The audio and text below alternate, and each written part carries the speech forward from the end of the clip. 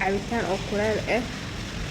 loogu talagalay xiliyadan qaboobaha barafka roobka ana darawna duwa ma sha Allah cabitaanka lagu anfacay qofkii hergebka zaid waa sidaan oo kale virusaadka zaid waa bacteria zaid waa cabitaanka jirka wuxuu saacidaa difaac weyn u yeelaa oo jirooyinka ka hortaga ma fahantay oo ku anfacaa sameeysta ma sha Allah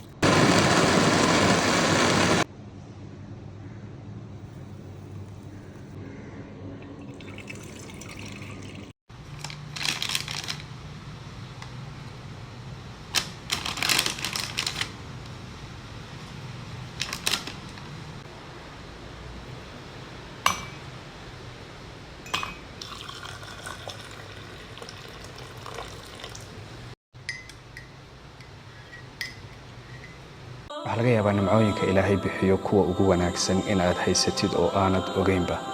nimcooyinka Ilaahay bixiyo waxa ugu qiimo badan amaanka iimaanka iyo caafimaadka nabiga wuxuu alayhi salaatu wasalaam man asbaha minkum aaminan fi sarbi qofkiina waa barisay isagoo amaan ku qaba deegaankiisa oo naftiisa iyo ehelkiisa toona aanu baqayn mucaafan fi jasadi caafimaad qabna ku darsaday